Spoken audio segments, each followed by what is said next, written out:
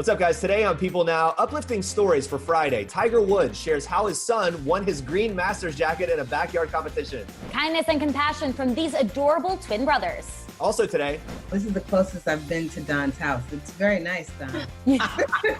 getting personal with Don Cheadle and Regina Hall. Will he finally have her over to his house? Plus, all about season 2 of Black Monday. This is my dad, Ariel. Hey, how are you? Is this a new bromance between Henry Winkler and my dad? We'll see.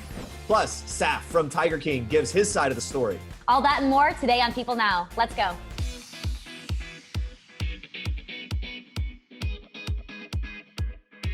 Hey everyone, welcome to People Now. Great to see you. I'm Jeremy Parsons here in New York. Big day today, Andrea. How are you feeling?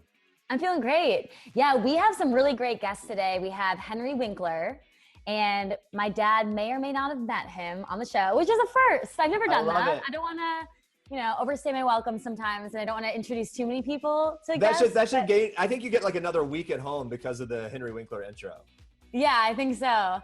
And then we have Regina Hall and Don Cheadle, and they were just fantastic together promoting Black Monday. So a really fun guest today. Yeah, so I can't wait for that. By the way, let me just tell you this. If you're looking for things to binge, we finished Ozark season 3 last night, and I think it's the best season of the show. I love that show. Season 2 drug a little bit. We talked about that yesterday. This is great. And then Tara binged all the way through Unorthodox, which we had the star of that in just a few weeks ago. Yeah. So check those out. I watched the first episode of that, and it's really, really good. So I'm going to continue watching that as well. Yeah. All right. But there's a lot to get to today. There's a lot to get to today, Jeremy. So here's what you need to know and what's trending today. Pro golfer Tiger Woods recently opened up to Golf TV about how he's self-isolating, and it's all in the family, it turns out. To keep his head in the game, Tiger and his son Charlie have been having nightly putting contests in the backyard. Now, here's the deal. The winner gets Tiger's iconic green jacket, which he won for the Masters. As you might expect, the jacket has mainly stayed in Dad's closet, but Tiger admits that there have been a few occasions where Charlie won it off of him. Tiger tells Golf TV, quote, "There's no wins that are a given in this family. It's been fun to see him tease me about beating me." I love that. The 2020 Masters was set to take place this week, but due to isolation, that was obviously put on hold until the fall. So instead, Tiger hosted a champions dinner of his own at home with his family. The golfer shared a photo of him and his kids gathered around the table with his girlfriend, Erica Herman. And you see the centerpiece there. That's just his Masters Champions Tournament trophy from 2019. Very casual, no big deal. His menu selection for this year included steak, fajitas, sushi, and sashimi. And he told Golf TV that there might have even been a cupcake food fight later in the evening. Really fun. Sounds like a fun time. And after winning the tournament last year, Tiger opened up about how special it was to have his kids there to witness that victory after years of setbacks, including injuries and 4 back surgeries. He went through a lot with that. He told reporters, "Their love and their support, I just can't say enough how much that meant to me throughout my struggles." And a source told People earlier this year that Tiger is just focused on being a dad. They had, quote, "He's a damn good one."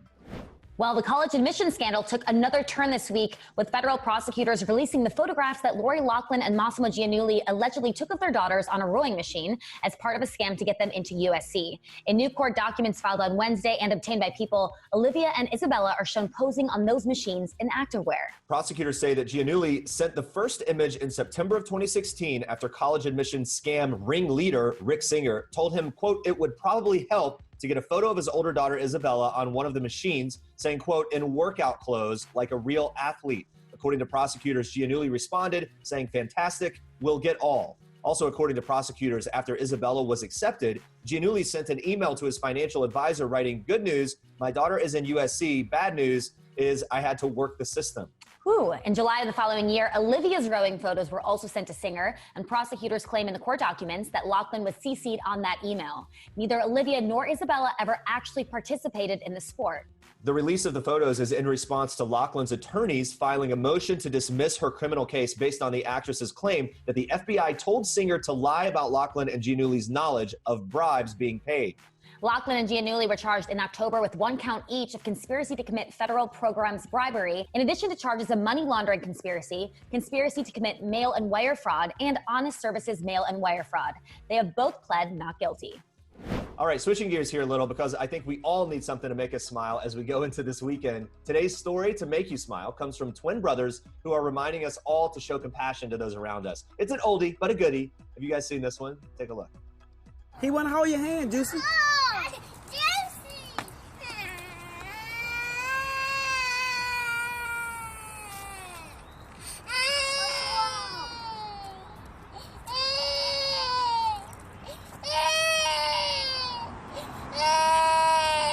Mike Jr., you hurt his feelings. Go back up there with him.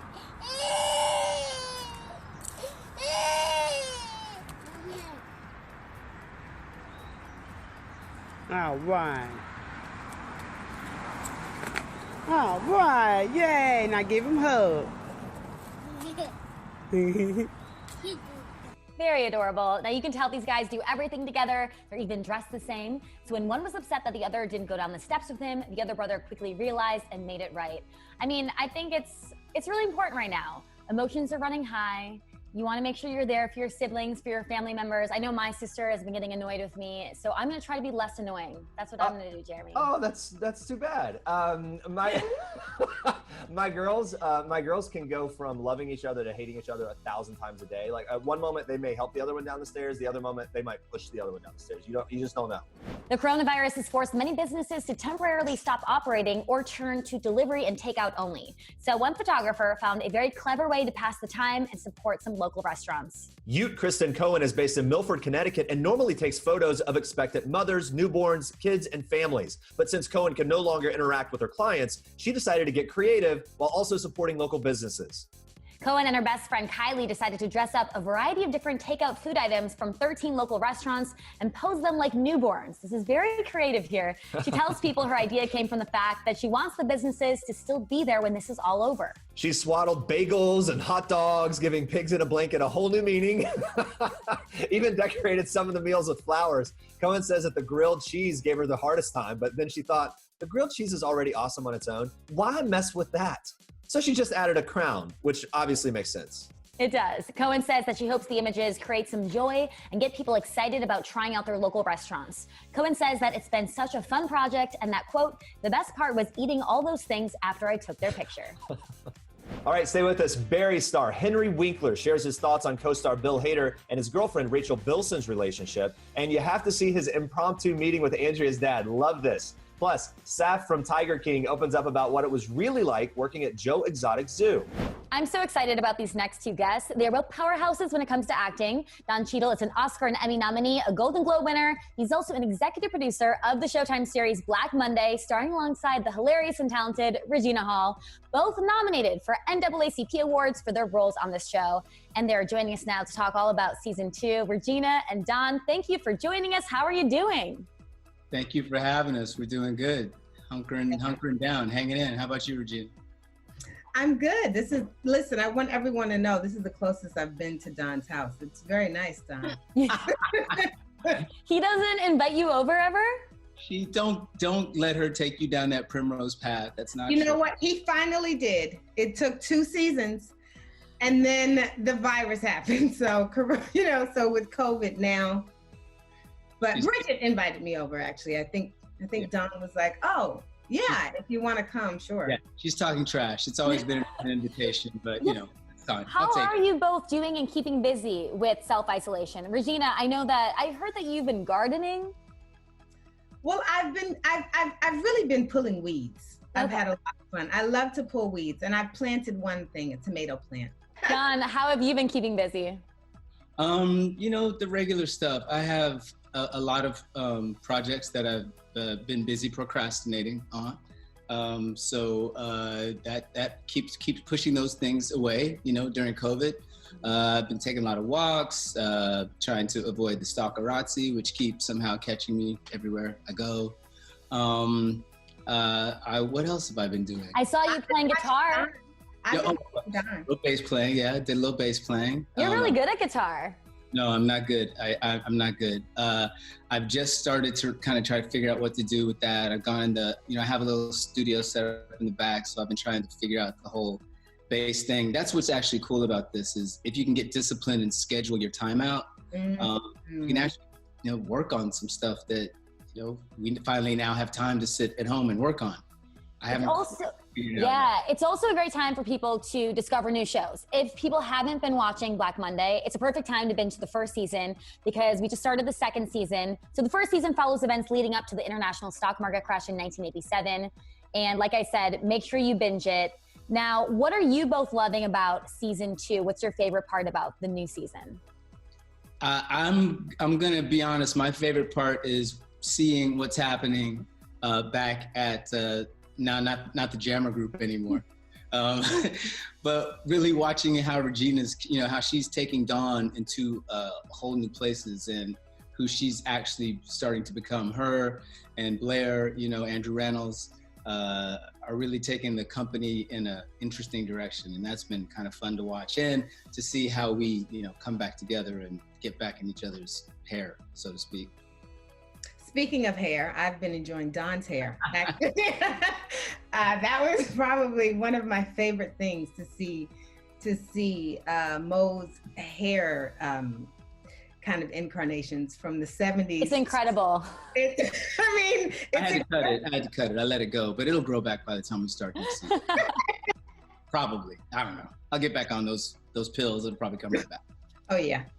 Yeah, Regina, what has it been like playing Dawn now on the second season? Because, you kind of get chills when you watch the first episode. And as a woman, you're kind of fired up. I think you even said that in an interview, and I felt that way watching it. So what has that been like, kind of getting to step into this phase of Dawn?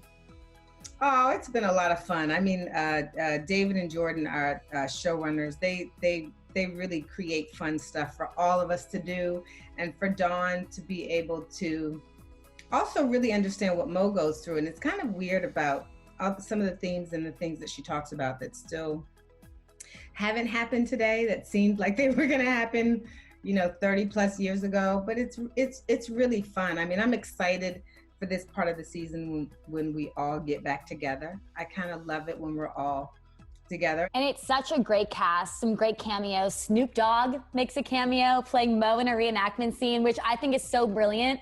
Now, did either of you get to hang out with him on set or interact with him? I wasn't in that episode. Regina was in that. I thought you were around, right? I was. I did get to see him and hang out. He was great. He was a lot of fun. Really big fan of the show. Yeah, big fan of he's a big fan of the show. So we were really happy to have him come play with us for that day. Yeah, Don, you're an EP. Did you have any say in getting him on board? Regina did that. You got Snoop Dogg on board? Well, he was a fan of the show already, and so the writers came up with a clever way for him to, come and just have fun with us. And so, Snoop's great. He's great. All right, I have to ask about this. I know you can't tell me much, Don, but Space Jam 2. I know it's 2021, but everyone wants to know just a little tidbit, or can you tell us anything about it? I think you already filmed it, right? All right, I'll tell you everything. Spoiler alert. Okay, okay. There is a movie called Space Jam 2 coming out. Oh my gosh, that's all. There you go. It's not for me, Don. It's not for me. It's for Regina. Regina wants to know. I'll just tell you, Regina. You have to plug your ears. LeBron James is in the movie, and that's probably as far as I can. How excited were you when you found out you were going to be a part of it? Well, it was very interesting when it came down, and that it was, because it's so iconic, and it's such a funny a movie for so many different reasons, and getting to work with LeBron. I was like, oh, this is, you still have to weigh all of this stuff, because at that time we were also getting ready to slide right back into production on Black Monday, and I was going in the writer's room and trying to, hire directors and put that whole thing together. So it was pretty busy, but it's hard to say no to Space Jam 2. So I didn't. I said yes. And we're happy you did. And then, Regina, I'm sure you've only been asked this a million times, but a lot of back and forth about a sequel to Girls Trip. Now that you're in self-isolation, does it make you hungrier to maybe have this happen again, or get the ball rolling?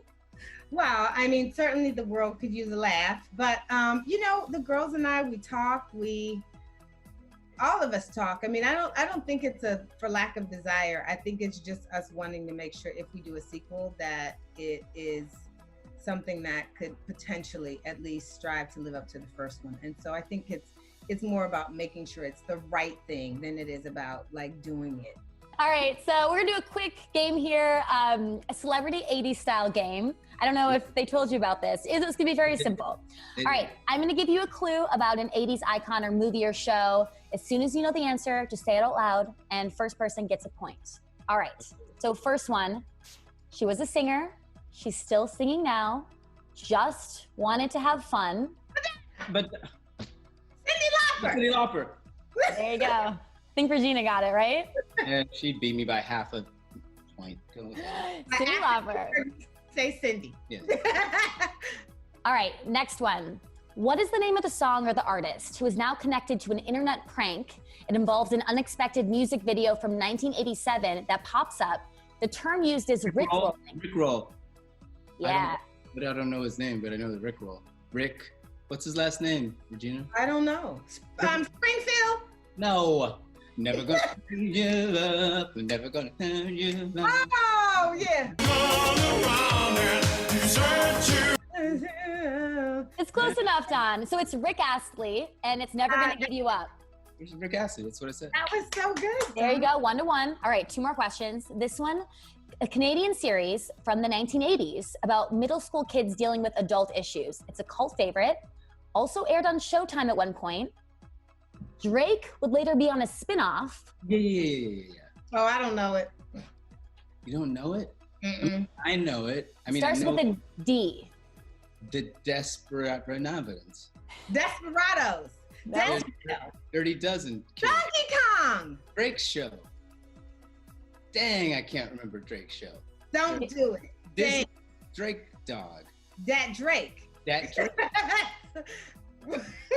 Here goes that Drake. There it is. I'll That tell you the answer. It is Degrassi. Yeah. Yeah. We were kind of That was close. around it. You're pretty close. All right, last question. All right, this was a Disney movie from 1989. It's a classic. Goonies. Nope, it was on Broadway for a short while. Has not yet been made into a live action film, but it's on the way. It occurs under the sea. Oh, yeah. Mermaid. Waterworld. Little Mermaid. Little Mermaid. Which takes place in Waterworld. It's like that was kind of the answer. It is a world of water, but it's not exactly Waterworld. That's the movie. Kind of copy. Right. You two are the best. That was so fun. Thank you so much for playing along. You can catch the mid-season finale of Black Monday, Sunday, April 12th at 10 p.m. Eastern on Showtime. All right, and speaking of Black Monday, let's switch gears here to one of Regina and Don's co-stars, Paul Scheer. Yes, on this week's Couch Surfing, Paul is revealing how he got in shape for his rollerblading scenes and what his wife, actress June Diane Raphael, thinks of those short shorts. Look, that's what I want to think about. I worked my ass off to do that. So you look good. So starting in like June or July, we started shooting the show in September. I went on a diet. I started working out every day, sometimes twice a day, and trying to make sure that I had a body that looked the right way. I wanted to be tan. I wanted to be in fit and shape. And look, there's no downside to that too. What'd your lady think of that? She liked everything but the mustache that I had to keep for the 12 weeks of shooting. I have a pretty intense Tom Selleck mustache, but I did come home one day because I had forgotten my wallet at the house, and I came home in those short shorts and my crop mesh tank top, and I walked into the bedroom and June was just like, out. No, I don't want this. Get out of here. No. Did not like seeing me fully keithed out, which was really a fun moment. And you can catch Paul's full episode of Couch Surfing streaming now on PeopleTV. All right, I'm so excited because I'm here with Henry Winkler, who, like the most of us, is isolating at home. Now, you're self-isolating with your wife, Stacy, right? Yes. Anyone else or just you two? No, but what I do is Zoom on Sunday with all the children and all the grandchildren. And it's a revelation. It really is. And I know that it works because all the grandchildren from 2 to 10 stay at the screen the whole time. So you're Zooming with the grandkids. Yeah. How are they doing? I'm sure they love seeing you on Zoom. Yes, except that, well, you know what, they drive into the driveway and we keep, 12 or 14 feet distance. And the young ones climb through the sunroof and sit on the roof of the car. and we chat, and I want only to squeeze them. That is And so then we drive off. sweet. Now, who are you with? I'm with my immediate family. And actually, you know what? I've never done this ever, Henry, in my 5 years at People Now. But my dad is a really big fan. He does want to say hi. You can say hi. This is my dad, Royal. Hey, How are you? good. What is your name? Royal. Roy, you look great in your jacket. Well, I'll tell you. Yeah, I know where the times were. He was a big fan of Happy Days. Oh, this is great. Now, here's what you have to do. You have to send me Royal's address and zip code, and I will sign a picture for you. Oh, Is that cool? amazing. So Excellent. this is one of the very first pictures ever taken. Wow, that'll be cool. Aw. Well, thank you, Henry. Thanks, Thank Henry. you, Dad. What a pleasure. That was definitely a treat. When I told him that I was going to interview you, he got very excited. So that's the first time in 5 years that I introduced my dad to anyone. So this was a really big moment. Well, I'm honored. I love Barry. I've seen every episode. Really excited for season 3, but where are you with the process? It was reported Okay. that pre-production was delayed. So what's happening? March 19th, we're all sitting at Sony Studios around the table and reading the first 2 scripts, enjoying each other. The entire cast is there. On the 19th, we're supposed to come back and read the next 2 scripts. We get a call, go home. We've suspended production. We're going to shoot maybe late summer. Okay. And we ended not this past December, the December before. Oh my God, I miss these people. Yeah, it's been a while. We remember we ended season 2 with me finding out the secret about Barry. Mm-hmm. Oh my God. So I wrote to Bill Hader. I said, so can I wear camouflage? Do I carry a gun? Do I go after you? He said no. When we interviewed Bill Hader at the Emmys, he said that you two have this tradition of getting breakfast together and just catching up, which I think is Yes. so adorable. Have you been able to keep up with him during the self-isolation? You know what? I email him or I text him, but of course we can't go to the restaurant. The restaurant is closed down except for takeout. And but I will keep it up. It is lovely because there's an hour where it's just us. He tells me everything that is going on with his girls. He has beautiful daughters, and now a wonderful girlfriend. And it's delightful. He is delightful because he's very tense. You know, he's like and then at the same time, completely goofy. He will do things on camera that you forget where you are. And he is one of the funniest men in person of all time. So you approve of the girlfriend? I do. Well, not only that, how about this? I have known Rachel since she was in college because she was a friend of my daughter Zoe. So she was in our backyard. That's amazing. And now all of a sudden she is in a relationship with my co-star, my friend, and my boss. I love it. And those two are so brilliant. So together, I was first surprised when I saw them together. I'm like, oh, interesting. And then I really think they're adorable. You know what? They really are. There is a wonderful cast member, Darcy Carden. She calls them Bilson. Her last name is Bilson, and he's Bill, and that's the nickname. Amazing. Oh, can I just say one thing? Yes. I did a virtual Seder. A bunch of actors got together. I read the story of Moses, and Billy Porter, that brilliant Broadway star, is going to sing Let My People Go in the middle of the story. And it is SaturdayNightSeder.com.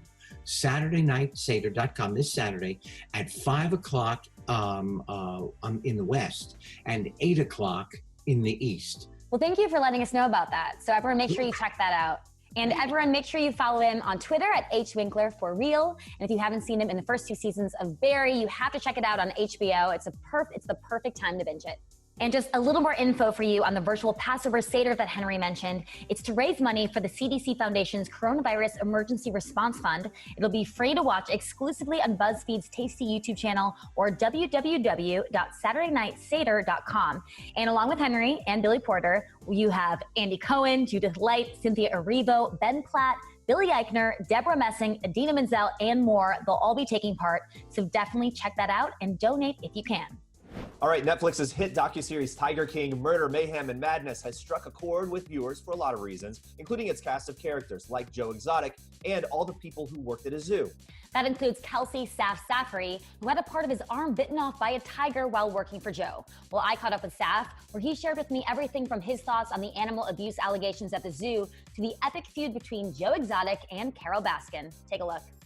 So excited because we are joined now by one of Joe Exotic's former employees, Kelsey Saf Safri. Saf, what's going on? How are you? I've been well. I've been very well. I want to thank you guys for having me.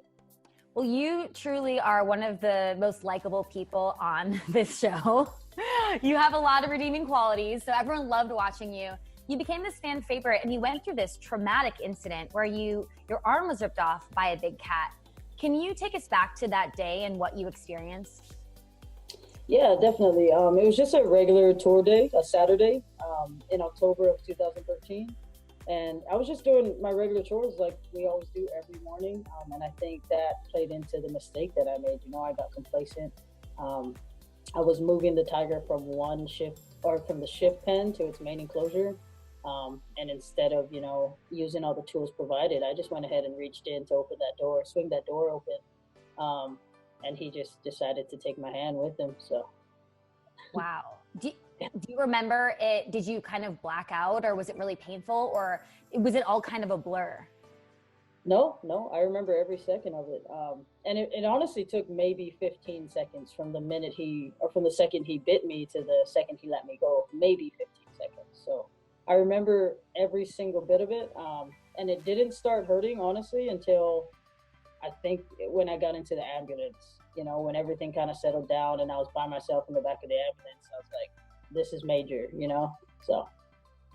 I couldn't believe it when I found out that you got your arm amputated and then you were back on the premises in 5 days. I was. It was actually 7 days in total from the time that the incident happened. So 2 days later, I got my hand amputated, and 5 days after that, I was back on park. I honestly still can't believe it. What was it that really pushed you to get back there? Because a lot of people would be probably so scared to ever be near a tiger again. Yeah, my honest thought process was the longer I sit in that hospital, the bigger the story was going to be. And I know the devastation that can do to the park and ultimately to the animals, since the park is their home. So it was just damage control. Get back to park and squash it all, or deal with it myself, really. Well, you're very brave. So I think a lot of people were inspired by that. There are a lot of interesting people on this show. Obviously, Joe Exotic is just kind of out there. How do you think he was portrayed on the show? Was that accurate? Is that how you saw him? Oh, yes. Yeah, 100%. Everyone, was exactly the way that they are in real life, and I've worked with these people personally. So, yes, I think that everyone was showed in their very own special light. So was there a scene that you really liked when you watched the show back? Like your favorite scene? I think, and it's going to sound a little weird, but I think the interaction where, Joe was drugged by that cat. And not for any other reason, but because it definitely showed the power, the power of these cats, and the unpredictability of them, and it kind of highlights when I say you can't get complacent, these are still wild, exotic, dangerous animals. So I definitely, I didn't enjoy watching it. I think that it highlighted something that I know at heart, and I'm glad now the public knows. Yeah, well, I would say that you're definitely a positive light in this story because You know, there's a lot of stuff that is humorous and you watch it and you're like, I can't believe this happens. These people, like, there's so many twists and turns, but there's also kind of a darker side where you are really concerned about the animals and there's allegations of abuse. I mean, from your experience, how are the animals treated at the zoo when Joe was there? You know, when Joe was there or when Joe was not there, the handlers were the ones directly in contact with every animal. So I know there wasn't any abuse going on, you know, not on our part. But it's a relevant term, you know. Anyone can say it's abuse if it's not what they agree with. If they believe the cage is too small, then it's animal abuse, you know. So I think it's everyone's opinion. It's a hard industry to be in because it's kind of looked down on, or it's just completely, you know, ignored. And that's why I'm very glad that there is awareness brought to it. But there were animals that were, you know, put down because they were old or hurt or suffering. And again, that's all Joe's call, you know. It wasn't a call that I was able to make. So it was really, you stand by and just watch. So you actually did witness tiger killings? I did. Yes, I did. Yeah, I mean, did it seem for you, look, I grew up on a farm, so I do understand sometimes animals do have to be put down. Did you ever witness tigers being killed for reasons that seemed unjust? I didn't, no. And I must speak out and say that I wasn't there, you know, for the last 5. So what he's being investigated on, I wasn't even on part for that. But if it is, you know, the tigers that they're naming, especially Eric is the one who named these tigers, then there was absolutely no reason to put them down. Okay.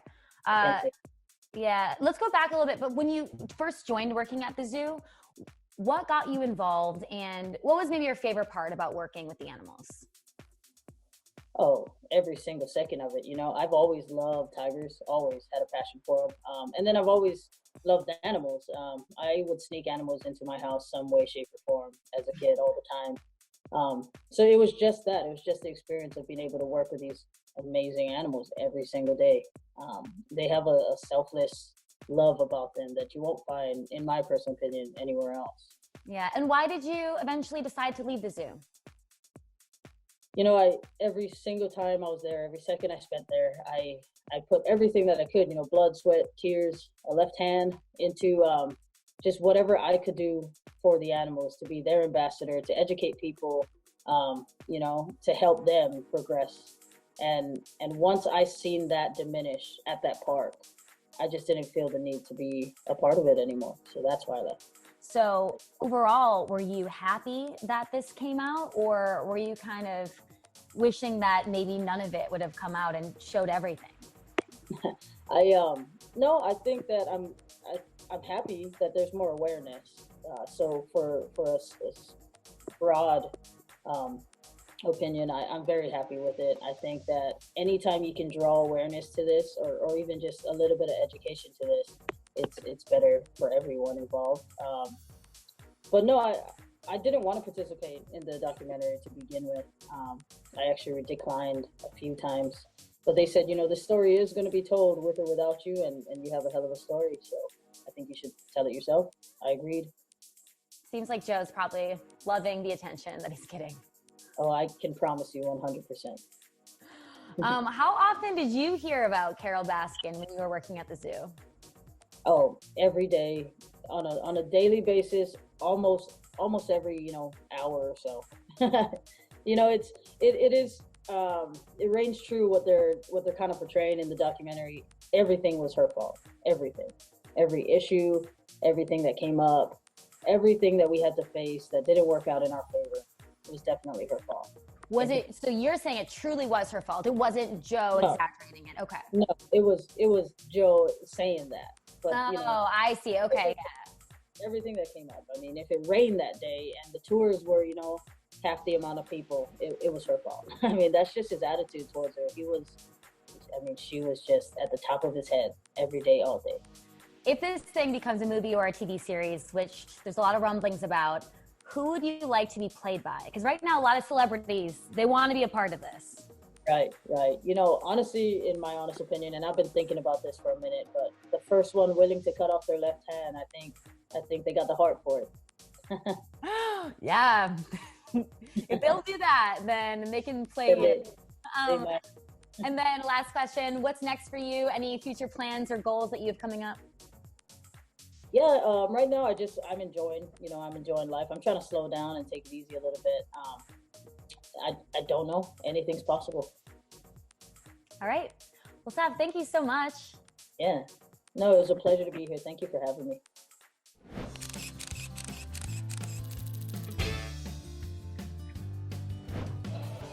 I always check my kids' candy for poisons and razor blades. Hold on, kids, you can't eat that yet. I got to check in for poisons and razor blades. They come down later on. Where's all our candy? And we live in a pretty bad neighborhood, I'll be honest with you. I swear we're going to move next year, I promise you. They ruined everything? No, not everything. They didn't touch that box of raisins in there, but they...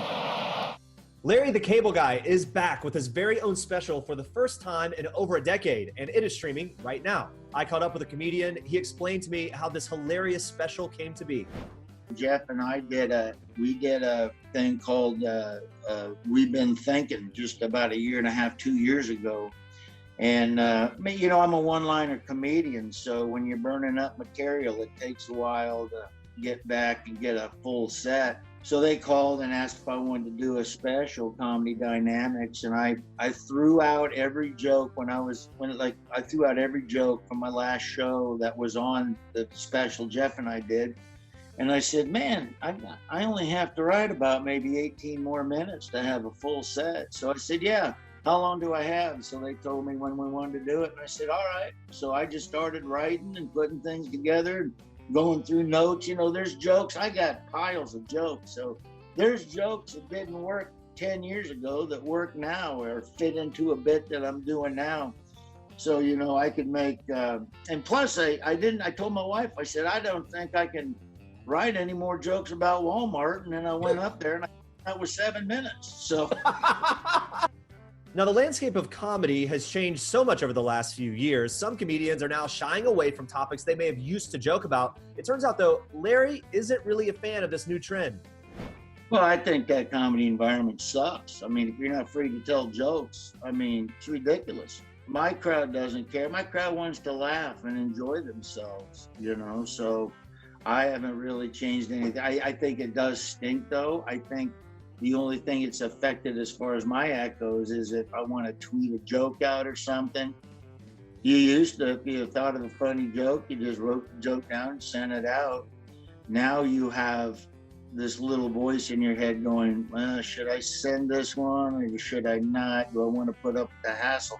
Just the fact that you have to stop and think that, I think, is ridiculous. Never thought I'd see the day that would happen. You know, back in the day, I do comedy like you're supposed to do comedy. I do a joke. If I think it's funny, my audience, I'll think it's funny, I'll do the joke, you know. I've always ran under the pretenses of, if you don't like a comedian and you don't think that he's funny, then don't go to his show. Don't buy his stuff. That's how it works. You know, we've gone from, oh, that guy's offensive, I'm never going to go see him again. Okay. You know, to, I don't like that guy. I'm going to call that comedy club, make sure he never comes there to work again. I think that's offensive. I mean, holy smokes, really? We've gone that far? You're really going to do that? You're going to ban somebody because you didn't like the joke they told? That's 4-year-old garbage, you know? It's like, grow a set and get over it. Now, in the midst of coronavirus and social distancing, Larry reveals that life hasn't really changed for him all that much. I live in Nebraska on 180 acres. So I'm not really around a lot of people to begin with. So it's been pretty normal for you with the family just kind of hunkered down there?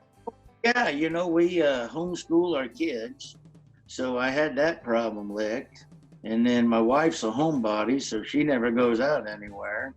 And the only thing that's really changed is there's no sports on TV. I'm a huge Braves fan, so I can't watch baseball, but it gives me more time to spend with my kids. You know, my little boy and I go out and sit at the tree stand, try to shoot coyotes at night. So there you go. So a lot of family time. I was interested because a lot of us, my wife and I we're doing the homeschooling thing because we don't normally, but we are, you know, obviously schools and things are canceled. What's the number one tip for homeschooling from Larry the Cable Guy?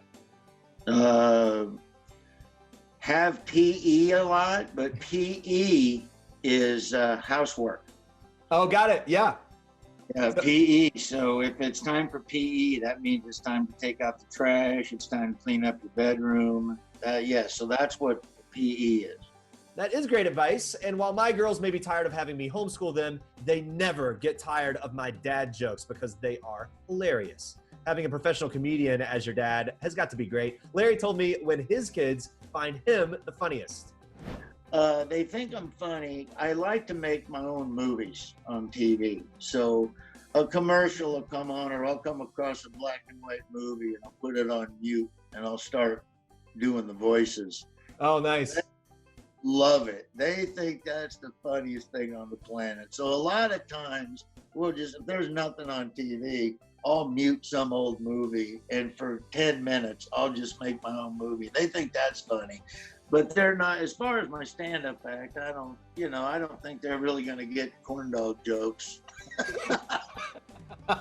Larry also gave us some hilarious takes on at-home trends that have emerged in the last few weeks. Don't know if you've seen Tiger King. What did you think of that series? I haven't. My wife has seen it.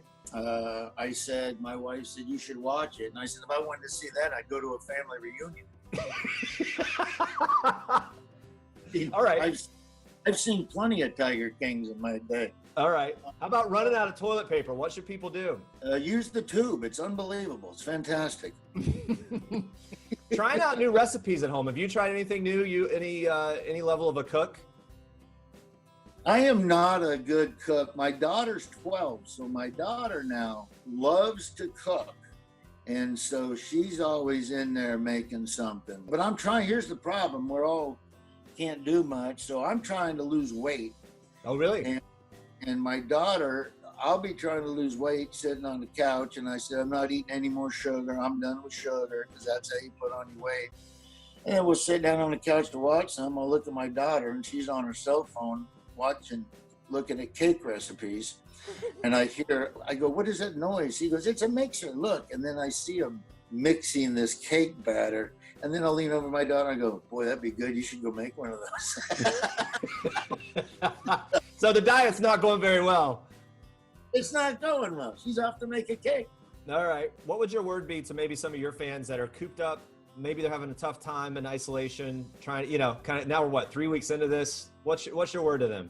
Well, stay active, do something. Don't just sit around. You got to do something to keep your mind off stuff. Quit watching the news.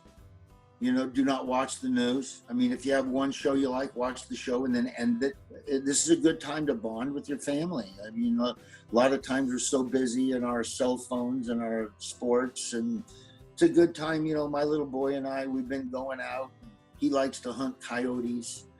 So I go out and I do it with him. Normally I would be home at night watching the Braves game, and he'd go do it by himself. So now I'm doing it with him. And we have a lot of good talks. So if anything good comes from it, it's things like that. Every week, People food editors receive a lot of new and not yet released food products, whether we're in the office or working from home. And this week, they're tasting some Easter-themed treats. Take a look. Hi, I'm Shay. Hey, I'm Anna. And we are People food editors here to give you the first taste Easter edition. Yes, we got a bunch of Easter candies at our home. These can all be delivered to your home so you can try them out without having to go to the store. This is our first time doing this virtually, so please bear with us. It is the first time I've worn a shirt with a collar in a month. This is my first time I did my hair, No, you look 3 weeks. really glam. It's amazing. So all of these are new, correct? Yes, everything we have right now is new. And people can buy them online. So we're basically going to taste them and tell you what we think. The first candy we're trying is this Reese's Bunny, which is new this year. Yeah, I'm very skeptical about the ratio of this because the chocolate's going to be really hard. Ratio. It's a firmer chocolate situation. Yeah. So, I'm going to maybe break it open. Does that sound good? I think so. Sorry, buddy. Okay. Oh. Interesting. It's almost like the peanut butter melts into the chocolate more so than in there's not as much of a distinction. It's also softer than I thought it was going to be. Mm-hmm. It's good. I like it. Don't you like it? Yeah. Mm-hmm. Here's what I have to say. In a typical Reese's, there is a clear distinction between where the peanut butter is and where the chocolate is. Mm-hmm. This feels like it all kind of swirls together into one. It's a whole lot. Like, yeah. I mean, I can't eat this whole thing. Maybe 2 bites is like enough. Maybe as a kid I would have, though. You know what I mean? Sure. Yeah. But good for that's a win. I would totally do that. Watch the full episode of First Taste Easter Edition on PeopleTV. Coming up next week, we've got a bunch of Bravo celebrities. First, we're talking with Vanderpump Rules couple Lala Kent and Randall Emmett. They are one of the many couples who have had to postpone their weddings due to the coronavirus. We'll talk about that. Plus, the drama returns with the new season of The Real Housewives of Beverly Hills. We are chatting with Teddy Mellencamp ahead of the show's premiere. Guys, thank you so much for spending time with us this week. Stay home, stay safe, have a great weekend, and we'll see you back here Monday. Bye, everyone.